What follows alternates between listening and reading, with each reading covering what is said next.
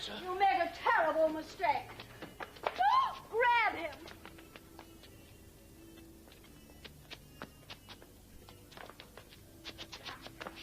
Take your hands off me. You've got the wrong man, officer. I have, have I? But you don't understand. All I know is there's a mint of money on the floor and none of you's up to any good. I think I can explain all this. I am the owner of the Flamingo nightclub. I can vouch for all these people here, except for this man. Who was that bloke who just ran off? I saw nobody run off. Well, you're protecting him. Where were you when this car crashed, sir? I was stood right here. He drove the car right at me. You did no such thing. Didn't you try to worm out of it? You were with that doxy, that trash, I know. Shut up, you stinking bitch. Who was driving this vehicle when it crashed? He was. He was. Who does all the money belong to? That's mine. Says also it is mine.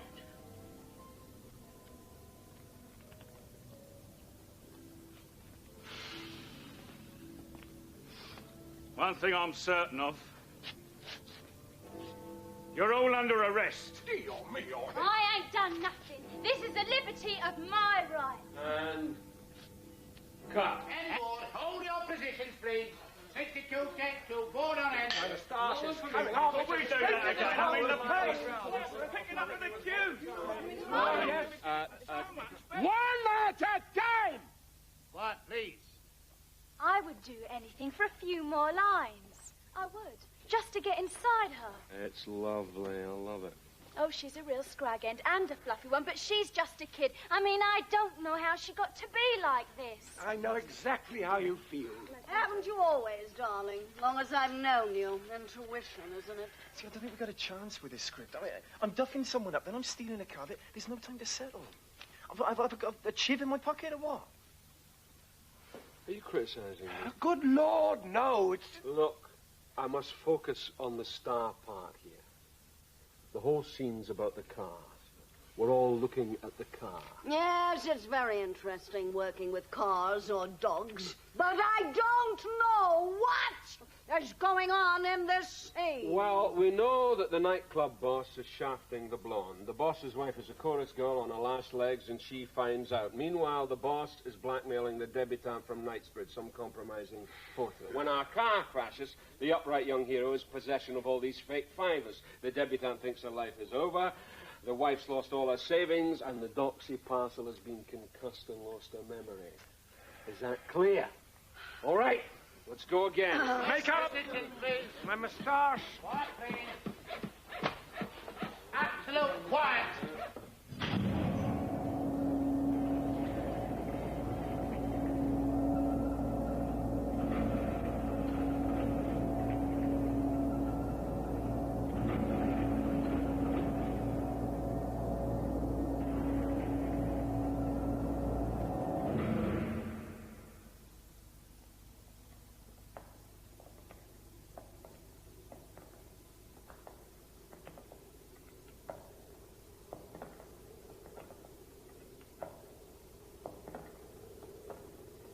Yes?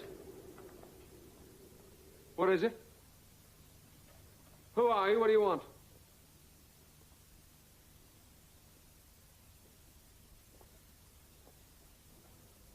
We are here in search of an author. An author? What author? Any author, sir. Well, there aren't any authors here. I'm trying to make a film. That's even better. Try it with us. We can be your film. Oh, well, fine by me. Would you like to be a thick tart who's lost her memory? Is this some kind of a joke? It is very far from being a joke, sir. What we bring you is a grievous and painful drama. Perhaps we could make your fortune.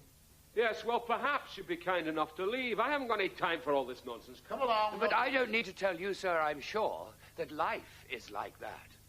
Made up of absurdities, things which make no sense. And like as not, don't need to be credible because they are true. What the hell are you on about? What I'm saying is that it is actually more nonsensical to do the opposite. To force things into the mold of credibility in order to give them the appearance of truth. Which, might I point out, that mad as it is is exactly what your profession tries to do. Oh, I see. So you think we're all barking mad? All this making untrue things seem true, pointlessly, is a kind of game. Your job is to make fictional characters seem true to life, am I right? Listen, I insist on defending the dignity of the actor's calling. I know today's films have some pretty dumb characters in them, but we can claim to have given life to immortal masterpieces in these studios. Right. That is exactly what I'm saying. You have created living beings, as much alive or more so as the kind that breathe or wear clothes. Not as real, possibly, but more true. So you see, we agree. I don't get this. First you say what we do is a game. No. That was meant for you, sir, when you shouted at us that you didn't have time to waste on nonsense. Actually, in fact, who better than you should know that nature's highest instrument in the creative process is the human imagination? All right. Where does that get us? Nowhere. I'm simply trying to point out that there are a great many ways and guises in which one can be born. It may be as a tree, or a stone, or water, or a butterfly, or a woman. It is also possible to be born as a character. You mean you and your friends here are born as characters? Exactly so. And alive, just as you see us.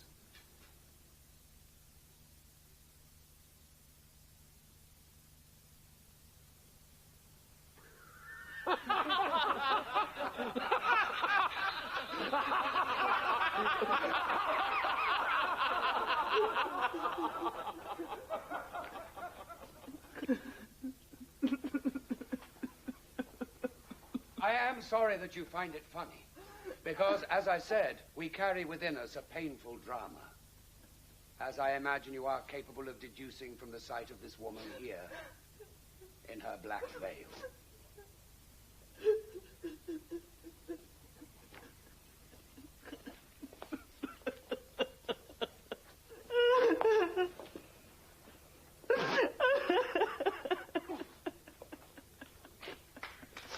Do stop it. Quiet, please. I must ask you to leave. Will you kindly remove yourself? come along, Get them out of here. you can't. Well, I've got a job You of really work can't to be do. messed about with all this rubbish. I am amazed by your skepticism. Surely, as actors and actresses, you're quite accustomed to seeing fictional characters suddenly take on life before your eyes. Here, in this studio. So what is the difficulty? Is it because we are not in a script? You must believe we really are 6 characters, and fascinating ones at that. Displaced, though. Homeless. Displaced, yes, that is so. Insofar as the author who created us, who gave us our life, found later that he didn't want, or perhaps technically wasn't able to bring us to birth in art. And this was criminal of him, you see. Because if you are lucky enough to be born as a character, you have nothing to fear from death. You don't die. Your creator dies. The writer, the instrument of your being, but you, the creature, can't die. And you don't have to be particularly brilliant to achieve this kind of immortality. There's no need to do anything extraordinary. Who, after all, was Sancho Panza? Who was Mr. Micawber?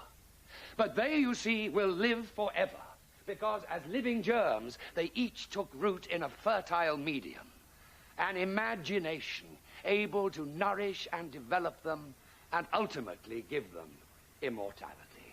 Well, that's all well and good, but what do you want with us? We want to live, sir. Forever? Oh, no, just for a moment. In you. Listen to that.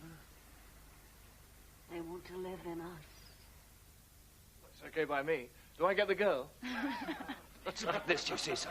The film has yet to be made, but if you are willing and your actors are willing, then we can sort something. I haven't got time to sort anything out. But that's all we want, sir. Production. That's what we came here for. And where's the script? In us. The drama is in us. And we are dying to get it out and put it on in your studio. It is a compulsion. A passion. Passion. My passion. You don't know the half of it. My passion for him.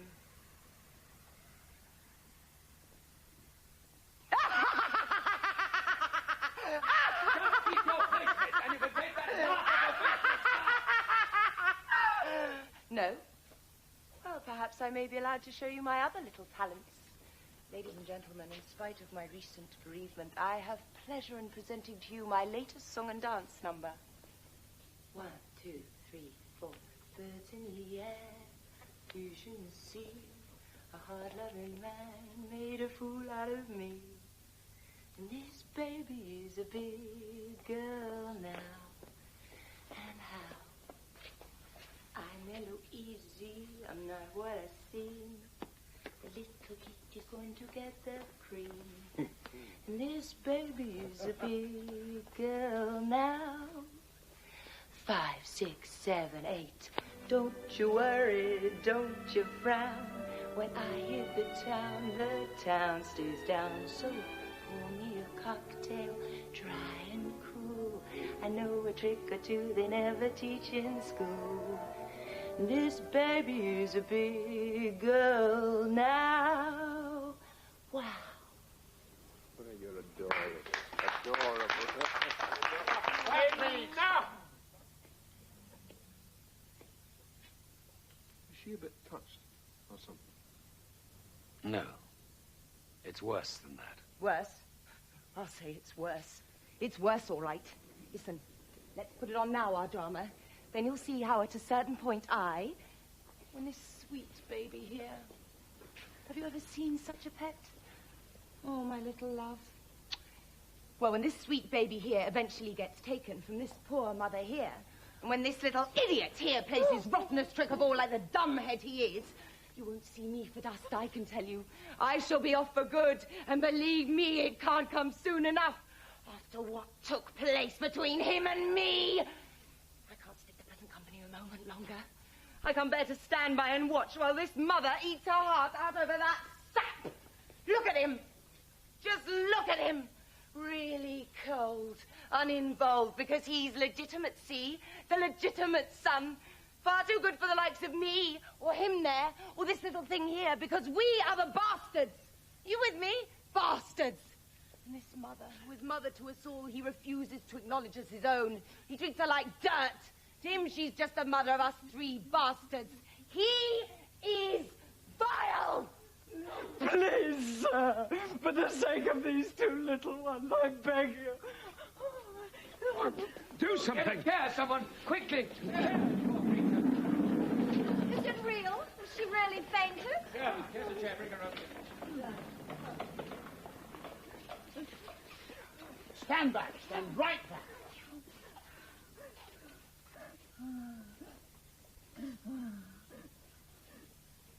Take a look at her, sir. Just take a look at her. Oh, don't. For God's sake, don't. Let them see you. Oh, sir, I beg you, stop this man from doing the dreadful thing he has in mind. It's too horrible. Can someone tell me what the hell's going on round here? Is this lady your wife? Yes, she's my wife. Then how does she manage to be a widow if you're still alive? Oh, don't laugh, for pity's sake. She had another man. Another man who should be here. No. He's dead. I'm well out of it. He died 2 months ago. You can see we're still in mourning for him. He is not here, but that's not because he's dead. He's not here because, well, one look at her should tell you. Hers is not the drama of a woman torn between 2 men. I don't think she felt anything for them. She wasn't capable beyond perhaps a little gratitude, not for me and not for him. No, she is not a woman. She is a mother. Her drama, and believe you me, it is powerful stuff. Her whole drama is bound up in these 4 children. The children of the 2 men she had. I had 2 men. You can stand there and say that I had 2 men as if that was what I wanted. He wanted it.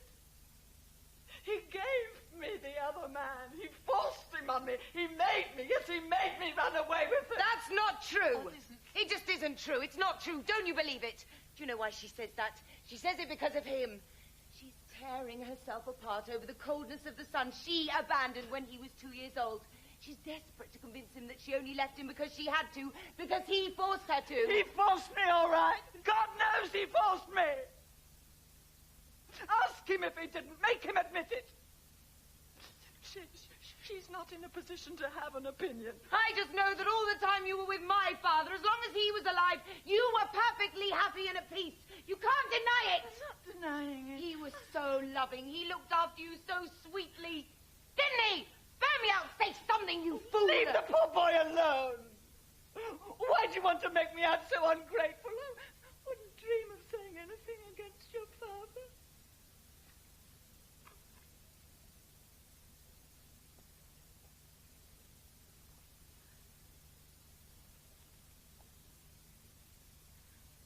When I walked out of his house and left my son, it wasn't my fault, nor was it for my pleasure.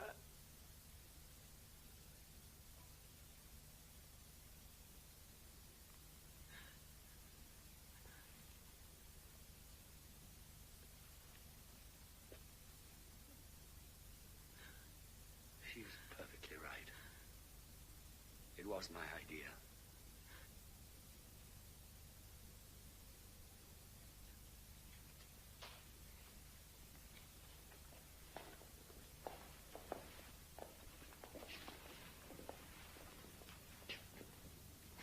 It mightn't make a bad movie. Okay. Let's listen. Let's just listen.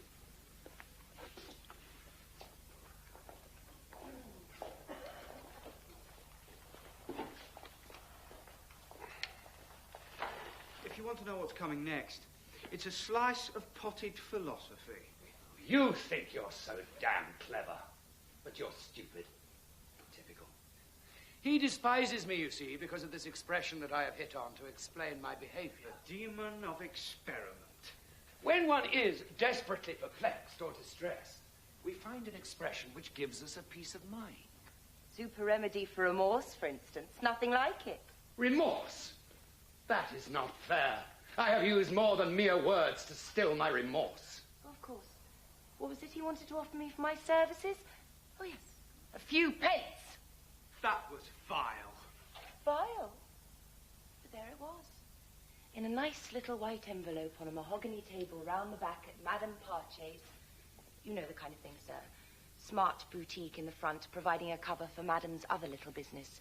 The workrooms round the back, where she can employ girls from decent homes who need the cash. And now she's holding us all to ransom with the wretched few pence that she was going to cost him. And bear in mind, as things turned out, that he never had reason to pay it. Get it right now. It was a very near thing. Shame! This is revenge. I'm at this moment trembling in every nerve to get at that scene and live it. The room now. There's a glass case containing clothes over here. Over there. A sofa. Doubling as a bed. A long mirror here. And a screen.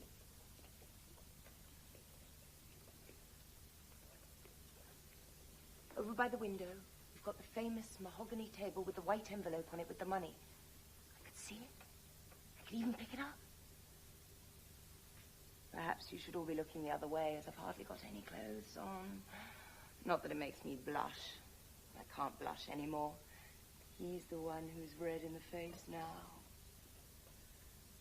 However, at the time, I can tell you, he was pale. Very, very pale. I can't keep up with this. Let me explain. You really shouldn't listen to this piece of character assassination without hearing what I have to say. Oh, yes, lovely. Explain it your way, you mean. Look! We think we understand each other. but in fact we never do. Look, the pity that I felt for this poor woman, all my pity that I felt for her, she took as cruelty. But you sent me away. Well, there you are, you see. She thinks I sent her away. Well, you're good at talking. I'm not.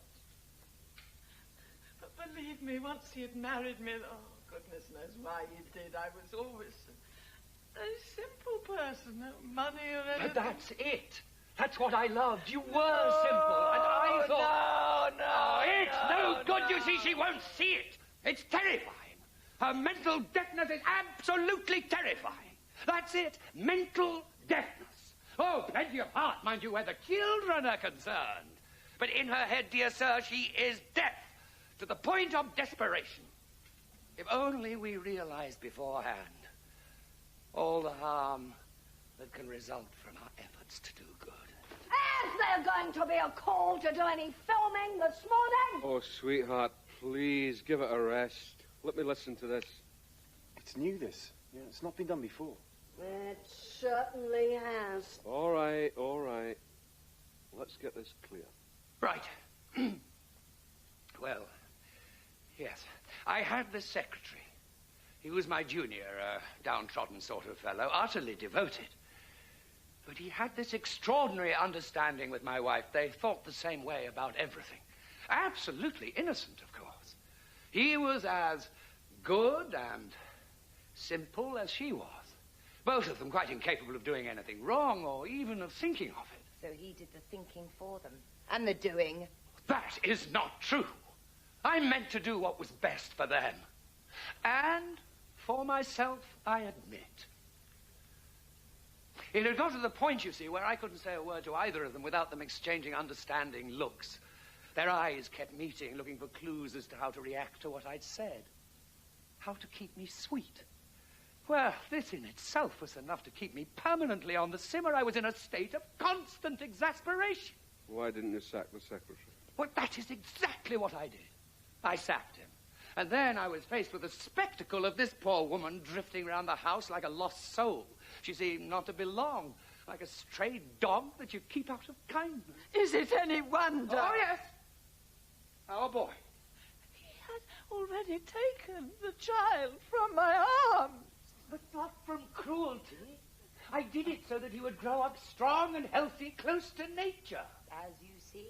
Oh, is it my fault that he turned out like this? I had put him in the care of a foster mother, you see, in the country, a peasant woman. Well, my wife didn't seem to be strong enough despite her humble origins. I was looking for the same thing again, you see, as I looked for in marrying her. A fad, I suppose, but there you are. I have always been dogged by a hankering after a kind of sound, moral wholesomeness. How can't you stop her doing that? It is insufferable! For God's sake! Shut up! I want to hear what he has to say. I could no longer bear to have this woman in the house. Not so much because her presence was oppressive, which it was, really oppressive, but more, quite honestly, because of the pain, well, the anguish that she was going through. And he sent me away! Yes, I did, and I provided for her properly. I sent her to that man. I gave her her freedom. Your own freedom, more like. Well, yes, and mine, too. And it all went horribly wrong. I thought I did the right thing. More for her than for me, I swear to that. I never lost sight of you, did I? No, I never lost sight of you. Not until the day that damn fool carted you off to another town without a word overnight. He was idiot enough to resent the interest that I took, which was perfectly innocent. There wasn't a thought in my head that was not entirely innocent. I'd grown incredibly fond of this new little family that was growing up. I was interested. She'll bear me out. You were interested, all right. I was, you know, a real little girl, with pigtails down to my shoulders and my little knickers showing about so high. I used to see him as I came out of the school gate. He came to see how I was growing up. That is a vile thing to say. That is disgusting. Have I got it wrong? Vile! Vile! Well, the fact was, you see, that once she had gone, my house seemed empty. She had filled it with the nightmare of her presence. And left on my own, I nearly went off my head. I wandered blindly from room to room. And he, you see, had been in a foster home up till then. When he came home, well, he just didn't seem to be mine anymore. And with his mother no longer there to keep us together, well, he just grew up in a world of his own. So first, I got curious. And then, bit by bit, I began to feel drawn towards this little family. The thought of it filled the loneliness of my life. And I really needed to know that she had found peace. And to prove it to myself, that I used to go and watch this little girl coming out of school. He used to follow me all the way home, smiling. And when we got there, he'd wave like this. And I'd glare at him, give him nasty looks. I didn't know who he was. I told my mother. She knew who it was, all right. At first, she wanted to keep me off school, and I stayed at home for several days. When I went back, there he was again, waiting at the gate. He looked ridiculous, holding a big paper parcel. He came up and patted me and unwrapped a lovely big real straw hat with little rosebuds round the brim. You know, this is a story. It's not a film. This is passion. This is life. It may be, but I can't shoot it. You're right there. No, this all takes place before your film starts. I'm not suggesting that you shoot this bit. I mean, you can tell already that she's hardly a sweet little thing in pigtails anymore. Nor can you see her little knickers. The real drama comes next. Once my father has died. They were faced with destitution. They'd come back here, and she was too stupid to tell me anyway. She can hardly write, but she could have got her daughter or that boy to have let me know that they were in trouble. But how was I to know that he felt like this? Oh, that is the wrong you did me, ever guessing anything of how I felt. Well, after all those years away and everything that had happened... Could I help it if your fancy man carted you off like that?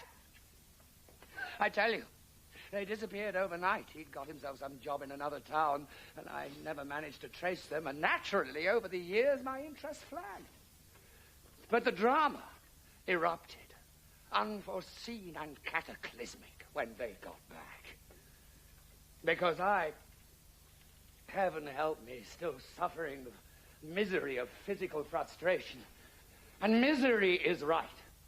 It is misery when a man lives alone if he doesn't want some sordid affair, but is not yet old enough to do without a woman, nor young enough to go out and get one in a straightforward and acceptable fashion. The fact is, we all clothe ourselves in a kind of outward dignity for the benefit of other people. Inwardly, of course one knows perfectly well all the unconfessable and intimate things that go on. And we give in, of course we do, to temptation. But we scramble up again very smartly afterwards in a great rush to re-establish the old dignity. Set it upright, whole and solid, like a tombstone over a grave. We all do it, you know. Just that there are some things one cannot quite bring oneself to talk about. Doing them's all right, though, isn't it? People do these things, but in secret.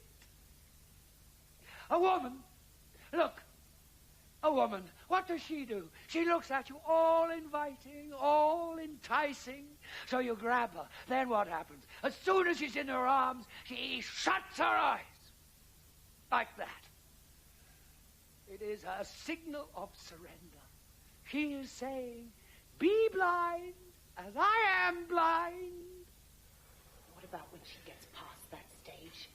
when she has grown out of the need to shut her eyes against her own blushes, when she can stare quite unmoved with wide, dry eyes at the shame of the man in her arms, lying there without love, his eyes closed against his lust. That's when it really makes you sick. I can't stand it, I tell you. Because if you are ever actually driven to live at that level, forced to do without all the extras like chastity, purity, idealism, duty, modesty, shame, nothing is more nauseating than bogus remorse. It's eyewash. Can we get to the point, do you think? Yes, well, you see, I wasn't to know that after that chap died, they came back here without a bean, and she was trying to support the children by looking about for work as a seamstress. And, in fact, got taken on by Madame Pace.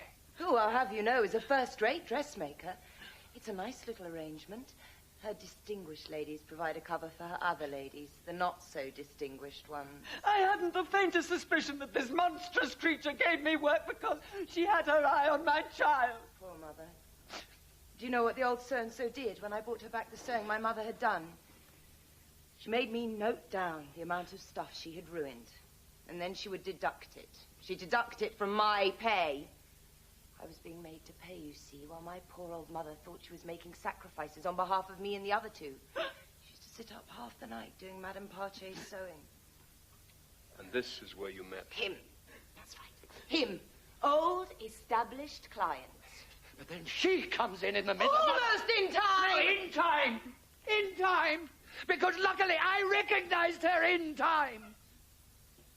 And then I take them all home with me. Well, you can imagine how impossible things are between us now. Oh, she's as you see her, but I can't even look her in the face. It's a laugh. There's no way after that I can pass myself off as a nice, well-brought-up young lady. And this, for me, is the heart of the drama. You see, I am intensely aware that people are wrong to think of themselves as just one person. Each one of us is lots and lots of people, any number, because of all the countless possibilities that exist within us. But we go on thinking that we are exactly the same person for everybody. The person we think we are in our own minds and in everything that we do. But this is not the case at all. And it comes home to us best when by some ghastly mischance we are caught out in an untypical act. And it would be a savage injustice to judge us on that act alone, never to let us off the hook, as if that one action summed up our entire existence. So now do you see how treacherous this woman is being, and how she insists on identifying me with a single shaming moment of my life? And this, sir, is what I feel most strongly of all. And you'll find that this is really what will give the film its power.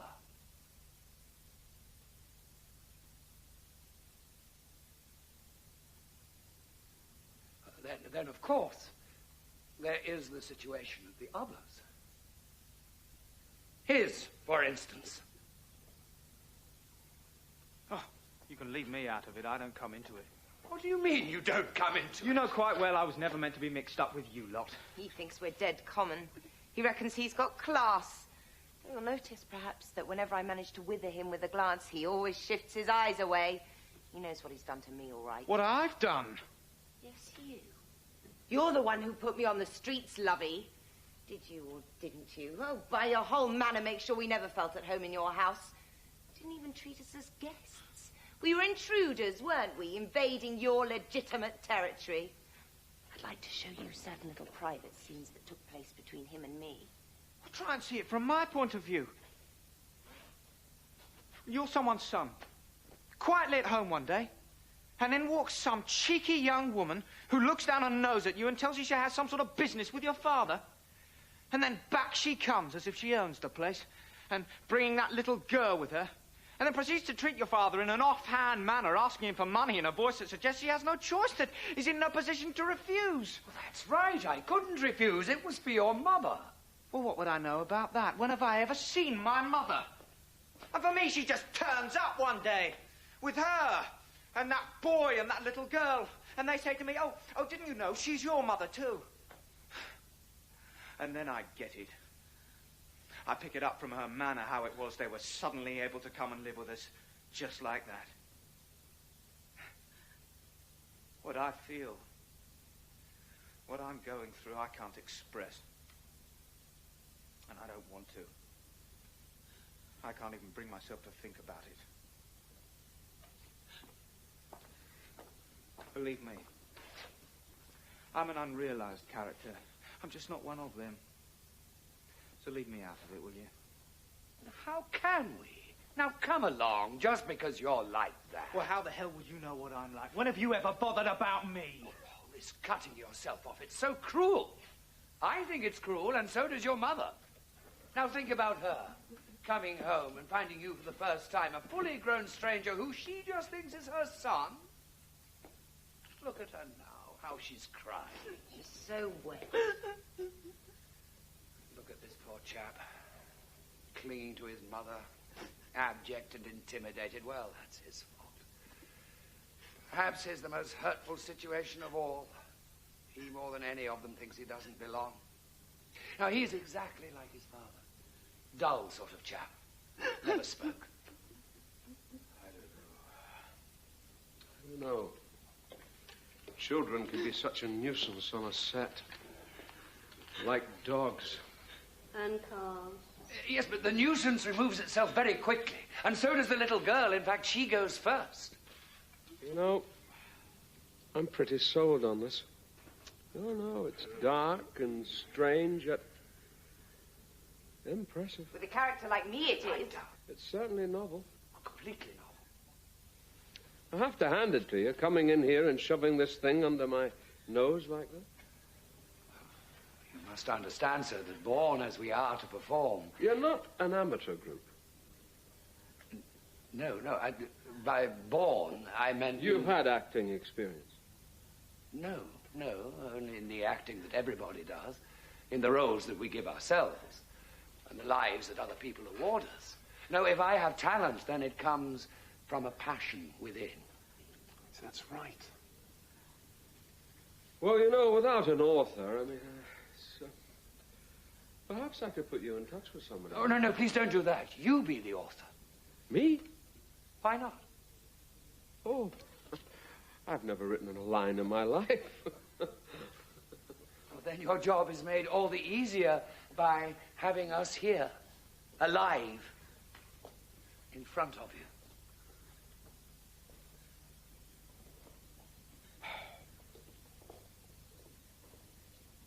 Well, that's fine, but you still need somebody to write. No. All that is needed at this point is to map out a very rough plan and then try it out. Well, it's tempting. Oh, yes, I have to say, it's very tempting. Look, I'm going to call a break now. 50 minutes. 15 minutes, everybody. I would like you to come up to my office. Back it off, boss. You know, I think we really might have something here. No doubt about it. Please. Take your candles, Simon. Please. On the right.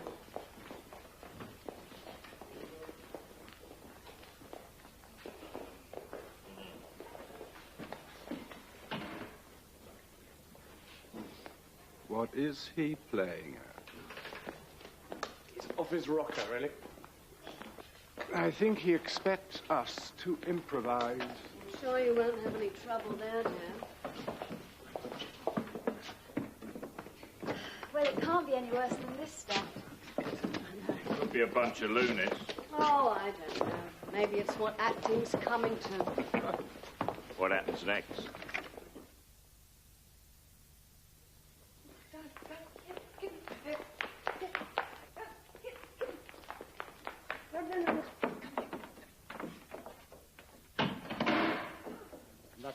Right, I want you to take dictation. Sit here. She'll have to have a name. Emily.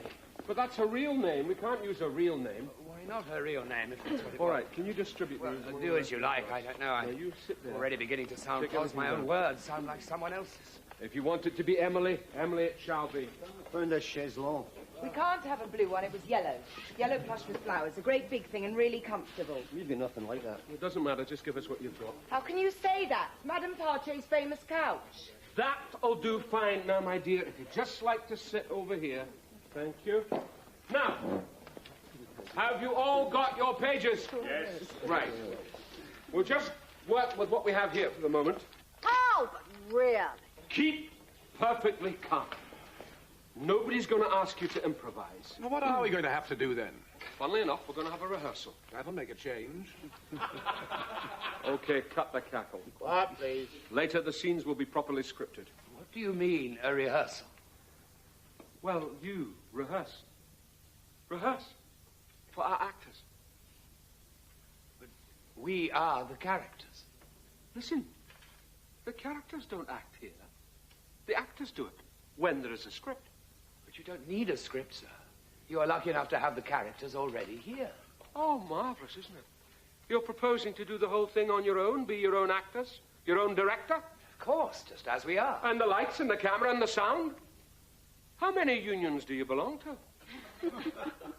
And what would be left for us to do? Listen, you don't think you can act, do you?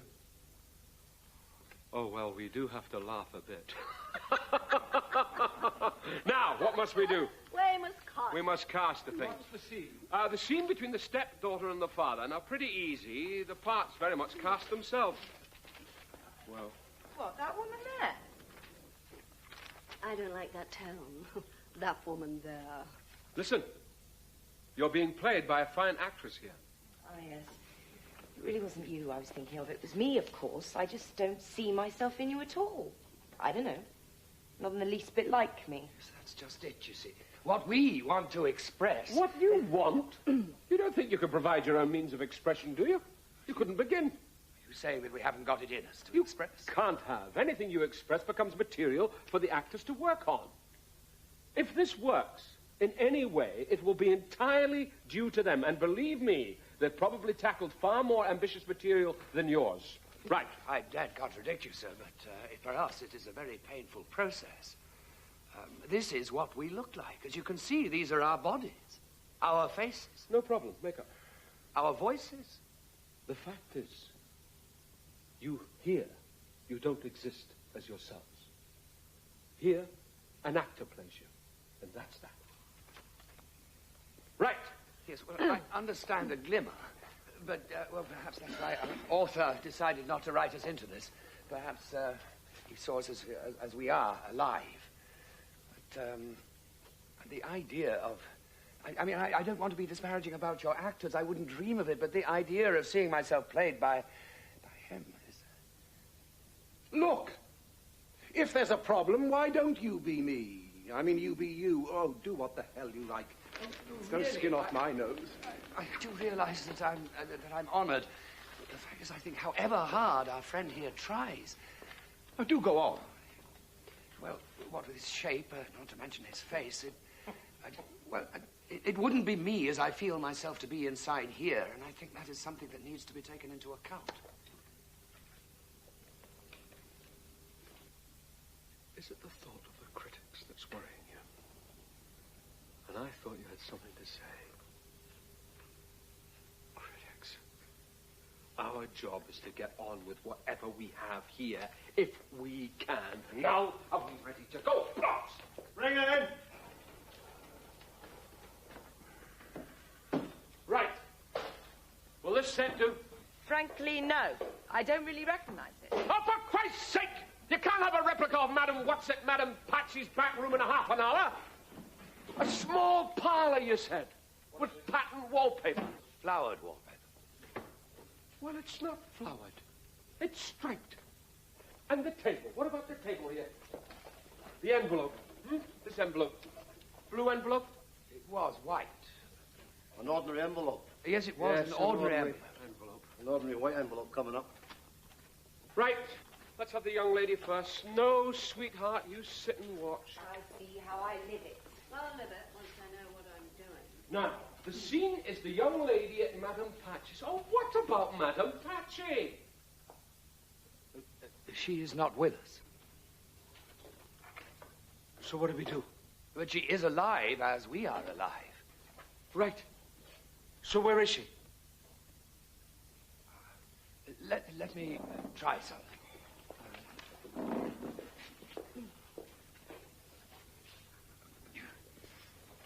Do you think I could possibly borrow your hat?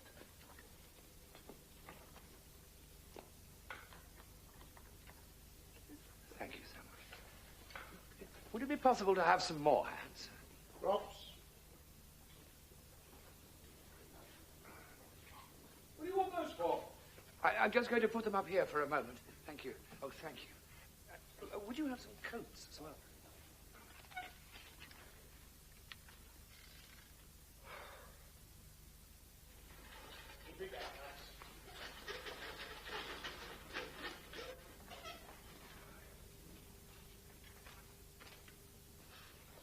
Thank you. I'm so grateful. Is this some sort of a fashion show? May one dare ask what all this is in aid of? Oh, indeed one may. If we make the place a little more authentic, who knows what may happen. She may be attracted by the tools of her own trade, even to appear among us. Watch. Watch.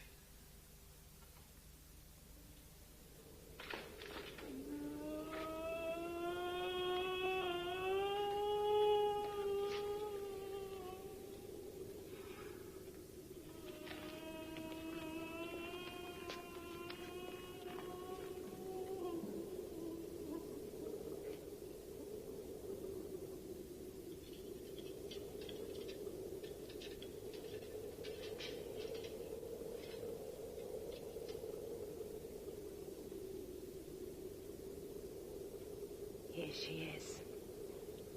Here. Madame Pache. Just like I said. What the hell are these games you're playing? What's happening? She must have been there all the time. They do it with mirrors. It's an old trick. Why do your actors have to be so small-minded and pick everything to pieces? You're destroying the miracle, for that's what it is. Reality conjured into life, brought into being, and brought towards us, with more right to life in this place than you have. Which of your actresses will play Madame Pache? For here is Madame Pache, in person.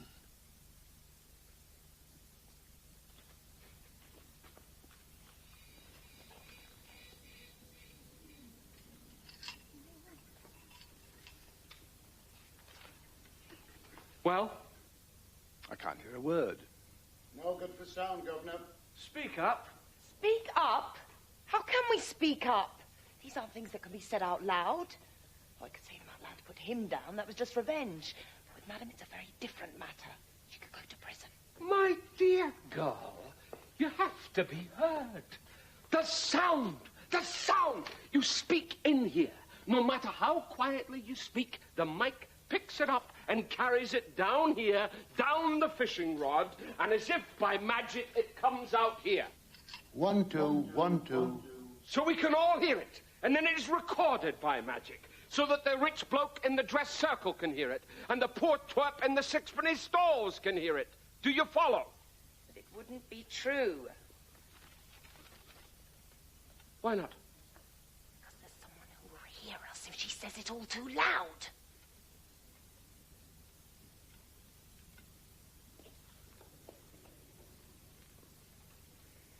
You haven't got somebody else ready to jump out on us, have you? Oh, no, no. No, she means me. See, I should be there on the other side of that door, waiting. And Madame knows that. So excuse me, I better go there. No, wait a minute. Let's do this scene now. If he is, I'm ready. What about the scene between you and the Madame? Yes, you mean Mother's done her sewing badly, the stuff's ruined, and I must be patient if I want her to go on helping us out of our debts, okay? Well. It is so, senor. Proque, never would I try to advantage myself, to profit myself. Is that how she speaks? Half in Spanish, half in English. You ought to hear it. It does not seem to be me bueno crianza, how you would say good manners, that you laugh of me.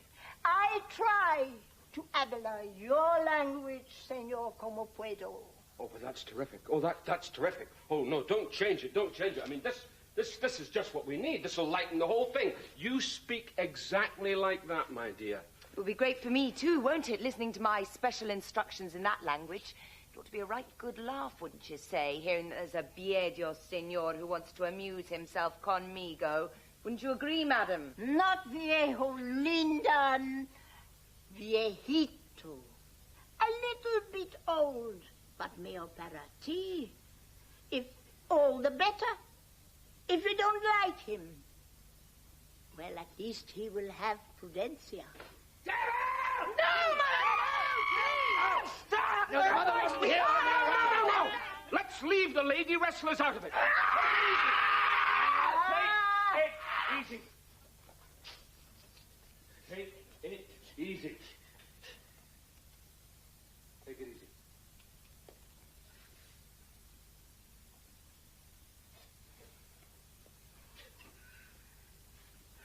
Come on then, madam. Oh, no.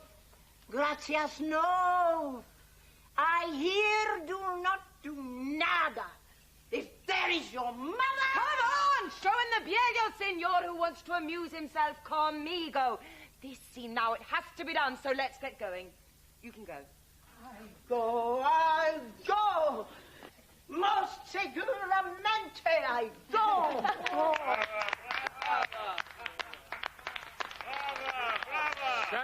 Settle down. Say you're on already. Now, I'm sitting here, all modest, with my head down like this. Come on, speak up. Use that special sort of voice, like someone who's just come in. Hold on. Who's directing this, you or me?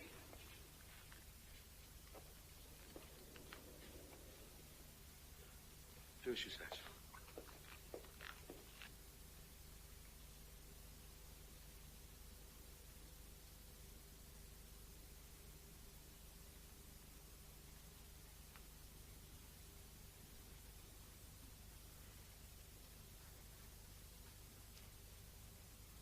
Good afternoon, my dear. Good afternoon.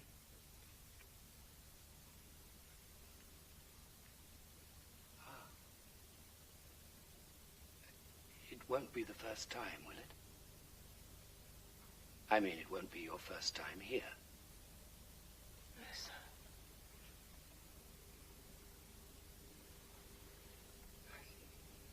You've been here before. More than once. Well, then you oughtn't to be so. Would you let me take your hat off? No. No. I'll take it off myself.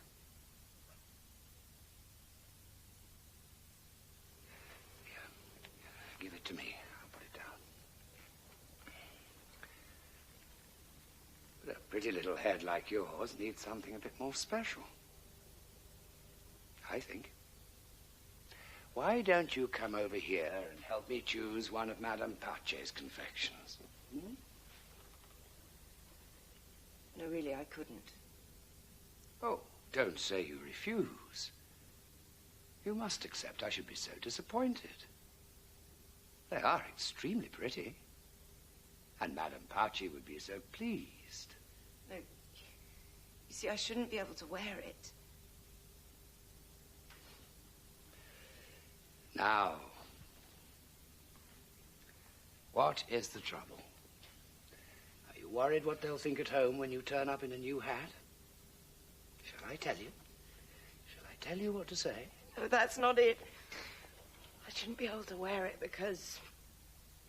Well, look. You might have noticed. You're in mourning. Oh, my dear, I am sorry. Oh, of course, I see now. I really beg your pardon. All right, it doesn't matter. There's absolutely no call for you to go apologizing. Please don't think any more about what I said. As for me, well, obviously, I've really got to stop thinking about it. These clothes, I mean. Hold it! Hold it. Let us get that down. You're doing fine. Absolutely fine. The best bit is just coming next. Can't we get on? Hold your horses. Now, obviously, the whole scene has to be treated much lighter. Much faster. No problem. Right, now. We could do it now, couldn't we? I'm ready when you are. So, you've just had the scene at Madame Fatch's.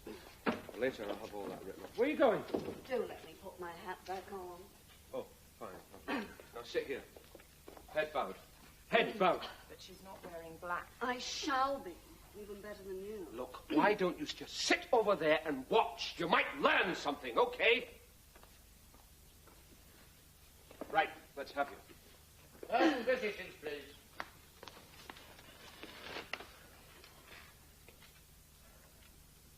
Action. Good afternoon, my dear. No! Shut up! How do you expect us to get anything done? How can I help it? Your actress manages to sit in her place without moving. Heavens, if it were me and someone said good afternoon to me in that voice, I'd burst out laughing. He's quite right. It's the manner. It's the tone of voice. Well, stuff the manner. Look, let's just get on. I'm supposed to just be an old guy in a brothel, right?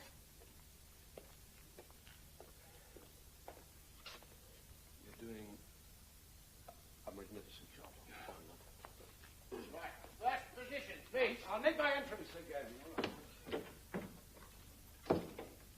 Right.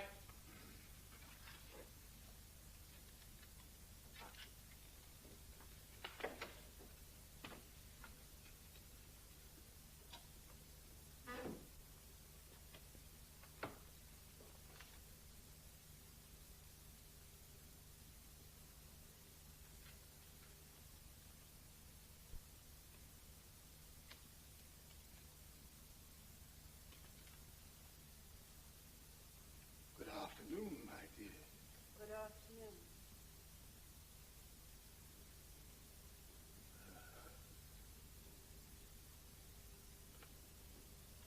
This won't be the first time for you, I hope. I didn't say I hope. I said will it. What? Will it? What? Say, will it? It's a question. I distinctly heard him say, I hope. Oh, I hope. Will it? It doesn't matter. Just get on, will you? Please. And can you just do it, just be a bit more... let me show you.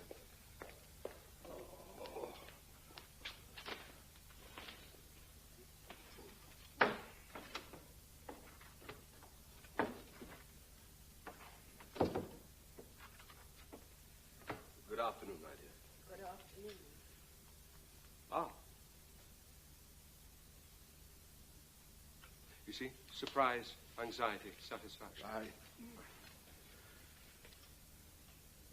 This won't be your first time, will it? I mean, your first time here.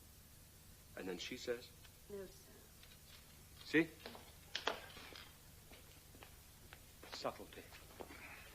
Right, first positions, please. No, we've got not go to first position. We'll go from the hat coming up, right? Hat coming up. This won't be your first time, will it? You've been here before. More than once. Hold on. Let her nod first. Let her nod first. Are you nodding? Are you nodding? I'm nodding myself silly. Oh, God. More than once. Well, then. You shouldn't be so. Would you let me take your hat off my head? Damn!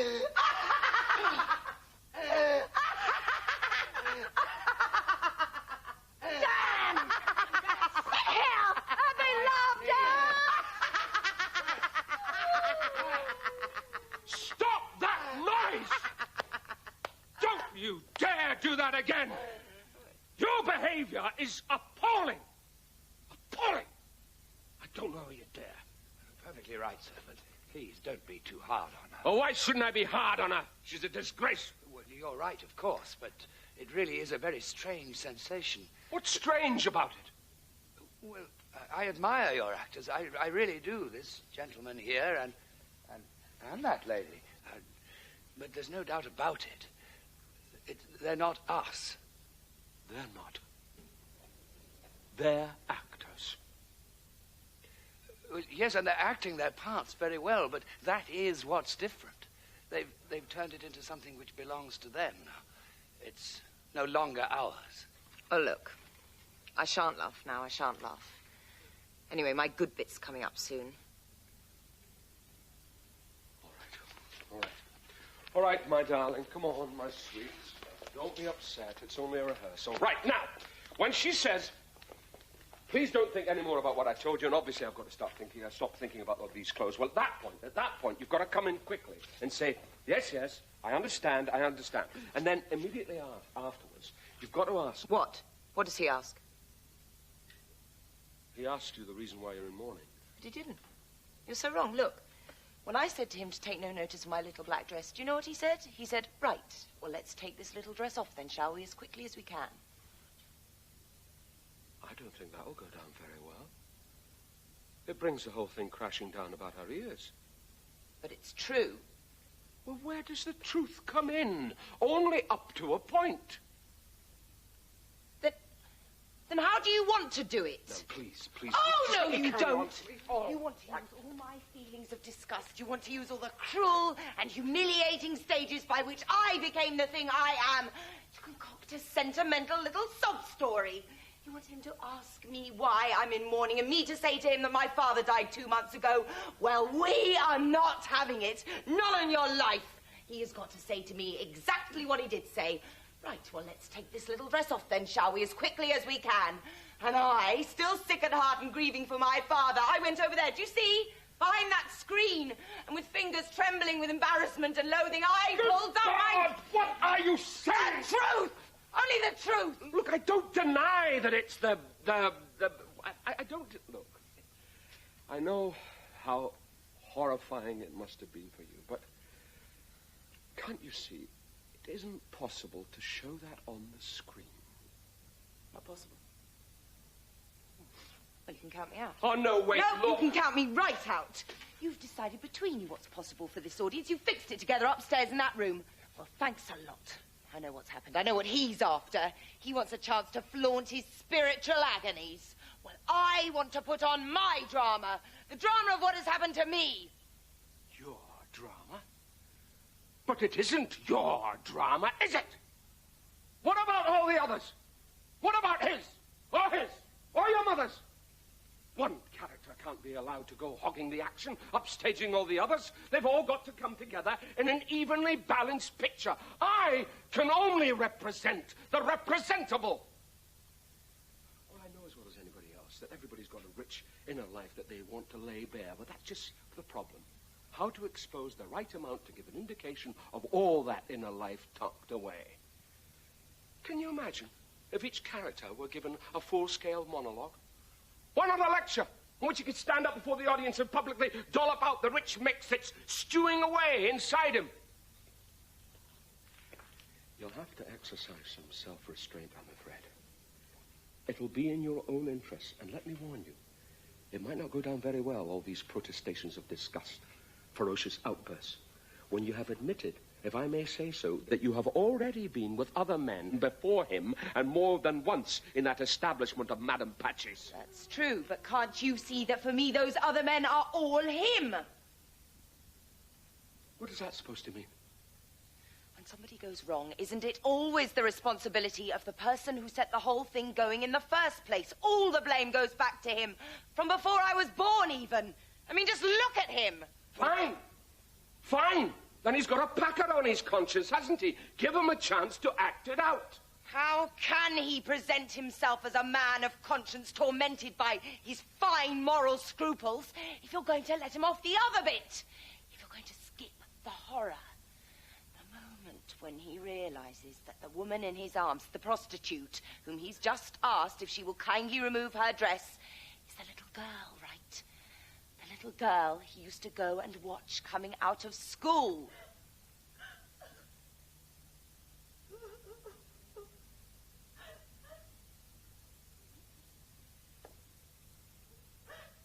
So far, this has all just been between us. We haven't been seen by the public. Tomorrow, you'll make your own movie without us and put it all together in whatever way you fancy. But wouldn't you like to see it really? Our drama. Shall we let it explode for you as it really happened? What could be better? Then I can select what we can use. Right! Well, get that mother on the set! No, don't! Don't let them do it! Oh, come on, my dear. It's only for us to have a look. I can't! Why not? It's already happened. Why should it matter now? No, it's happening now! It's happening all the time! My agony isn't made up. I'm living my agony. Constantly. Every moment. I'm alive, and it's alive, and it keeps coming back. Again and again, as fresh as the first time. These two children here. Have you heard them speak? They can't speak. Not now. Their business is to cling to me all the time. To keep the pain alive. For themselves, they don't exist. They don't exist anymore. And my elder girl here has run away. She's made off and left me. And now she's lost. Lost. If I see her standing here before me now, it's the same thing. It's for the same reason. To keep the agony fresh. To keep it going. All the agony I have suffered through her as well.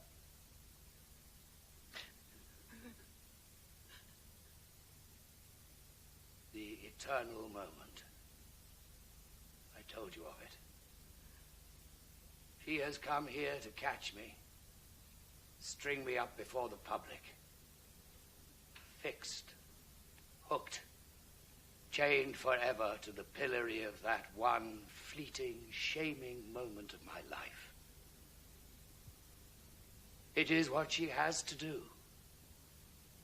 And you, sir, cannot really let me off it. Well, I don't say I'm not going to show it. In fact, it'll make the perfect climax. When she discovers you.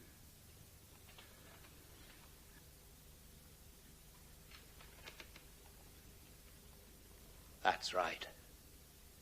It is the moment that seals my fate. That final scream of hers marks the culmination of all our suffering. I can still hear it now. That scream sent me out of my mind. Oh, you can do what you like with my part. Have me enclosed if you like. As long as my arms are bare. They have got to be bare because, you see, standing here, like this, with my head here, like this, and my arms like this around his neck, I could see a vein throbbing, just here, in my arm.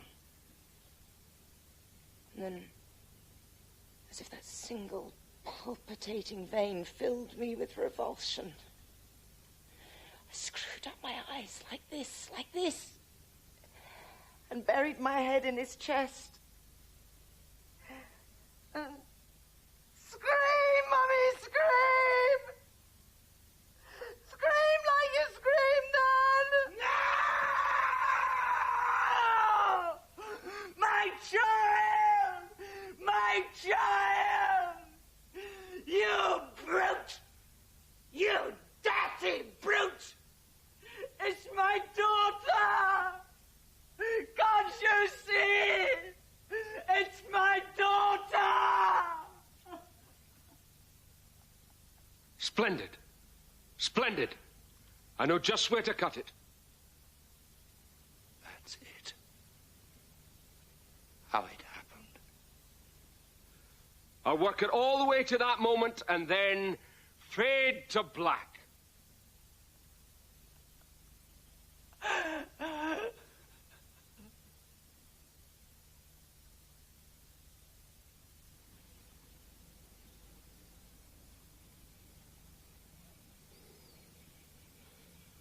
We need a fountain. We got the Piccadilly set from yesterday. Well, that's a fountain. Coming up. Right. Let's get on. Now, leave it to me, will you? It's the bit where we go to live with him, much to his disgust over there. All right, but leave it to me. As long as you make it clear how much he loathed us coming. That's not the point.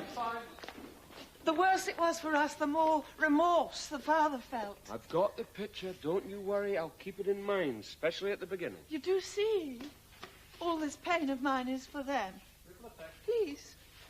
I want you to make me easy in my mind. Please. Make sure people realize I tried every means to... I'd follow my son everywhere. I'd follow him to the end of the earth. The only scene I want to play is with him. Go on, let her have her way. It's perfectly true. She did try. I get quite a kick out of it, in fact, because you see, well, the more abject she gets and the more she makes up to him, the more he holds himself aloof. He just is not there. Are we going to do this scene or are we not? First positions, please.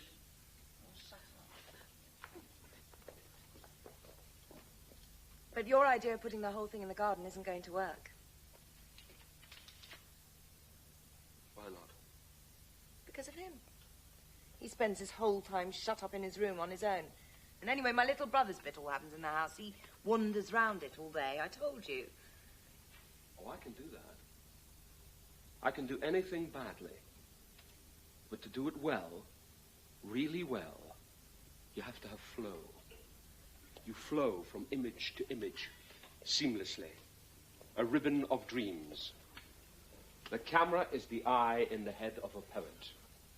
I reject the truth in the interests of the cinema. I create a thread of magic, a thread of illusion. Illusion? I would ask you not to speak of illusion. I would beg you not to use that word. For us, it has a particularly cruel ring. Why, for heaven's sake? Oh, yes, cruel. Cruel. And you, sir, really ought to understand. Well, what are we supposed to do? Illusion is our stock in trade. The illusion we create. But if you stop to consider that we, the six of us, have no other reality, we do not exist outside this illusion. How exactly do you mean? Can't you see? What other reality could we have? What for you is an illusion that has got to be created, for us is our only reality. Just you think about it. Who are you? Huh. You've got a nerve. You call yourself a character and you ask me who I am. I may always ask a man who he is. As a character, I have a life of my own, marked with special characteristics. A character is always somebody. But a man, and I'm not speaking of you, sir, a man may well be nobody. Well, I'm the director, the boss. I'm in charge. You follow? What I'm trying to find out, sir, is how your present self sees your past self. How the man you are today sees the man you were once upon a time. Think of yourself as once you were, the illusions you once had, the way in which you saw the world around you and inside you. That was the world for you in those days, sir. Now, thinking back on those lost illusions, on all the vanished seeming world that once was the world for you, don't you feel something give way beneath your feet? Not just this floor, but the very ground of your existence. Knowing that in just the same way, the you of today, which feels like reality here and now, is destined to seem an illusion tomorrow. Where does that get you? Oh, nowhere. I just want to show you that if we have no reality outside illusion, perhaps you ought not to place too much faith in your own reality. What I want to know is, who's ever heard of a character stepping out of his part and explaining it and expounding it as you do? Who's ever heard of such a thing? Can you tell me that? I'm sure I haven't. Well, you've never heard of it because, on the whole, authors keep quiet about the birth pangs they endure producing their creations. When an author's characters have come to life and stand before him as living beings, they decide what to say and do. He simply follows their suggestions. Well, I know that. Well, then what is so amazing about us? If you can imagine the disaster it is for a character to go through what I've described, to be born in the imagination of an author who then turns round and refuses to give them life, can you then say that such a character, abandoned like that, alive but denied life, is wrong to do what we are doing? Are we not right to come and beg of all of you what we begged him time and time again? Beseeching him, urging him, appearing before him, one after the other. She would go, or I would go, or sometimes this poor mother. Yes, it's true, I did. I used to go to tempt him, time after time, in that cheerless study where he did his writing, just as it was getting dark. He would be sitting there, sunk in his armchair, not even bothering to turn on the light. The room would get darker and darker, and the darkness would be teeming with our presence. We went there to tempt him. Oh, go away, can't you? Can't you leave us alone? Mother's there, with that son. Me with the little one, that kid always on his own, and then me with him, and then me alone again. Alone in the darkness. Oh, my life. What scenes we used to suggest to him. And I was the one that tempted him most of all. Yes, that's right. Maybe that was it. Perhaps it was your fault. You tried too hard. You overdid it. Oh, let's get on, for heaven's sake, let's get on. We'll set the thing in the garden. Now, don't you worry, we'll make it real for you, trust me. We'll set the whole action in the garden. And you want the little girl playing away, all unawares. Oh, yes. Yes. Having a lovely time in the sunshine. That is my one compensation, to see her so happy and thrilled with that garden, coming after the misery and squalor of the bedroom where the four of us slept together. She and I shared a bed. Think of it. Me with my horrible, contaminated body lying next to hers. She used to hold me ever so tight in her loving, innocent little arms. Whenever she saw me in the garden, she'd come running up to me to hold my hands. She had no time for the big flowers. She was only interested in finding the little baby ones. Props.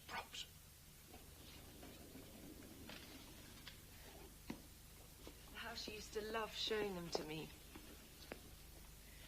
She'd get so excited. Right, now, I want a sky cloth and some trees here in front of the fountain, maybe a couple of cypresses. He wants a sky cloth. Right, anything you can rig up. Mysterious, atmosphere, low level, night. 2s and 5s. Smoke up, boys. Keep it down, the governor's still working. Now, how would it be, instead of the little boy wandering in the house and hiding behind the doors, he did his wandering here in the garden and hid behind the trees? Of course, it would be difficult to do that scene with the little girl where she shows you the flowers. It would be hard to get a child actor to do such a thing. But we could work it out. Anyway, come out here and let's see what you can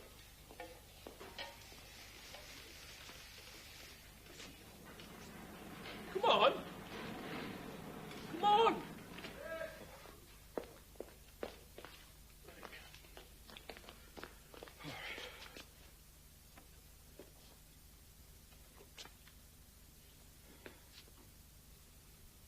God, he's a total disaster. What's wrong with the lad? Surely he must utter some time. All right, now, come on. Behind here. Behind the tree. Come on. See? Yeah, that's right. Hide behind the tree. Try being here and sort of peering out. You know? Peering out. As if you're on the lookout. Hmm? Okay. Let's try that. Oh, that's it. Splendid. Okay.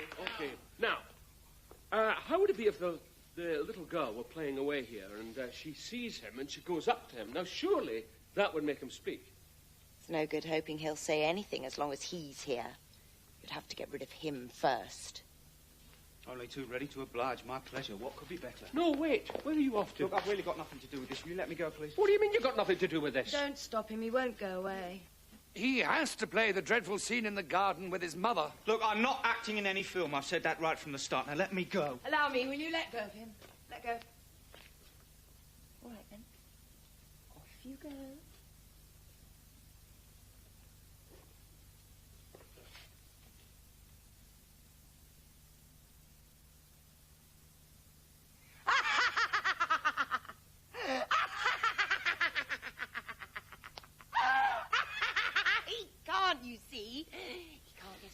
He has got to stay here.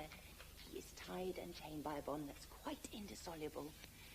If I'm still here and I do get away in the end when everything happens as it must because I hate him so much and can't bear the sight of him.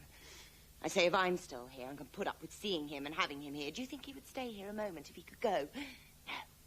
He has got to stay here with that marvellous father of his and that mother and be their only child again. Come on then, Mother, let's have it.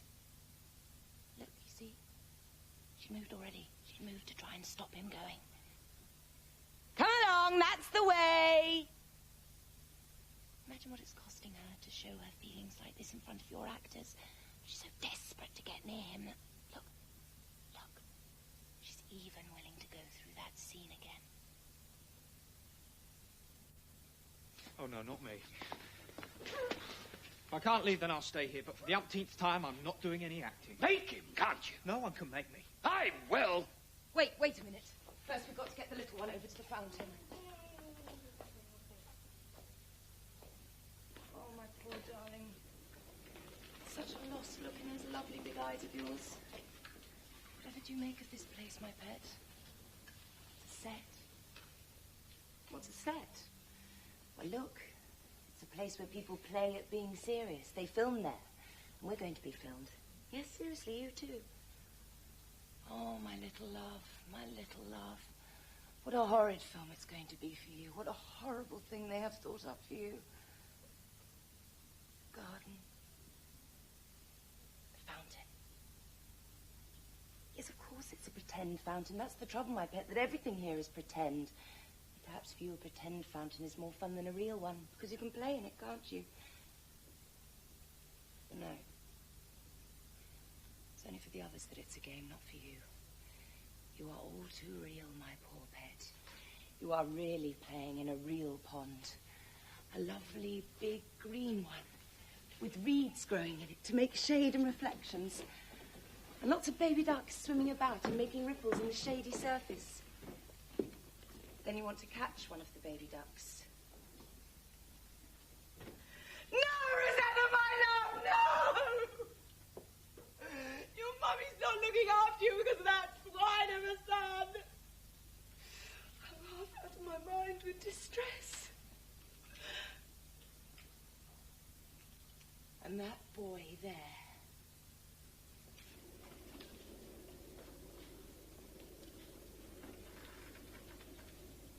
What do you think you're doing, sulking around out here like a little tramp? The way you carry on, it'll be your fault too if that little thing gets drowned.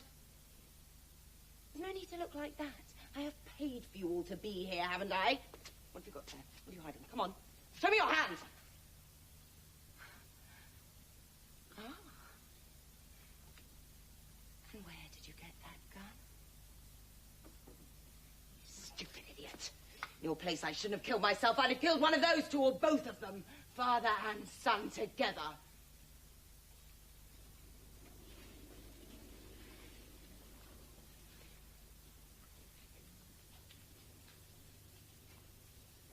Tremendous.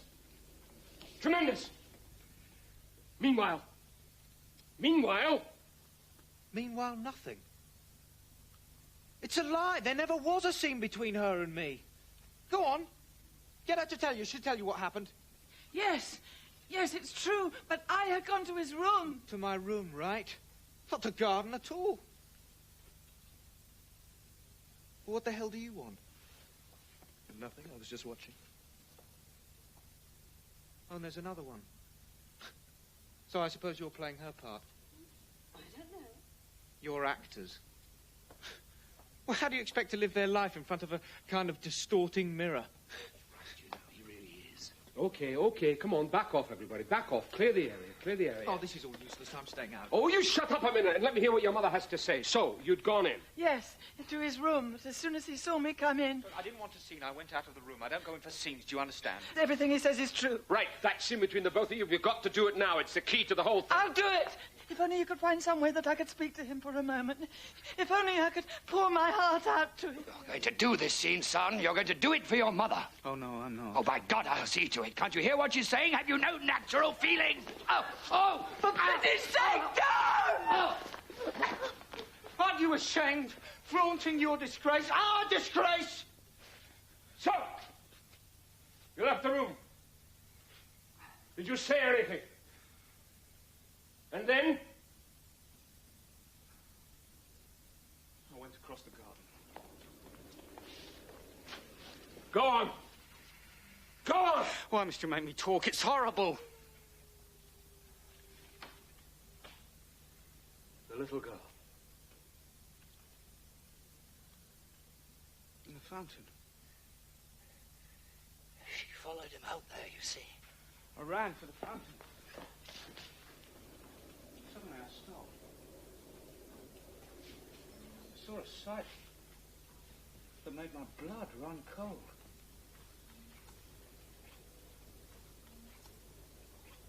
It was the boy.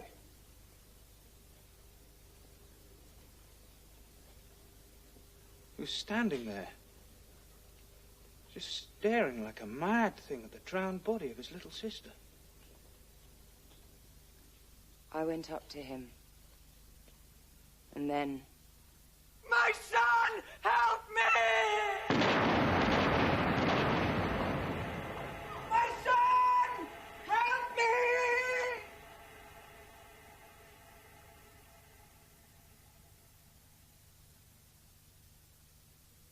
Dad? Well, maybe it's just a pretense. It's make-believe. He's dead. What do you mean it's make-believe? It is real. Ladies and gentlemen, it is reality.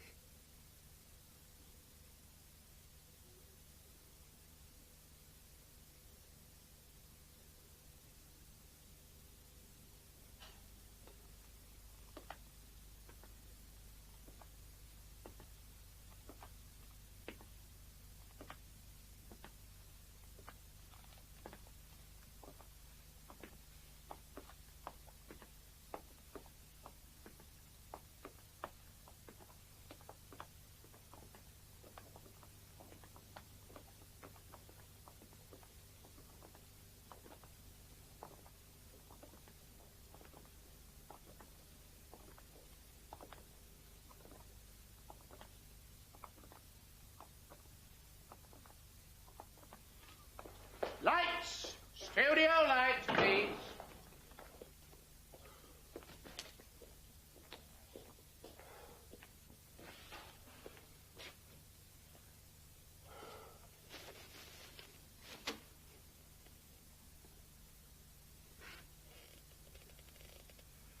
I'm so sorry, everybody.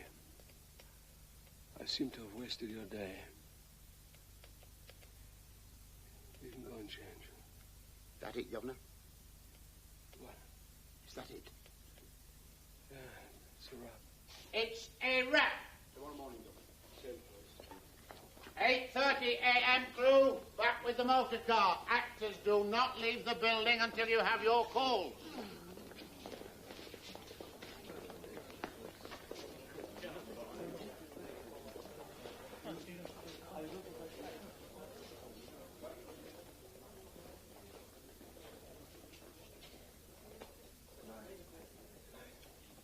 Right, Governor. Red line, George.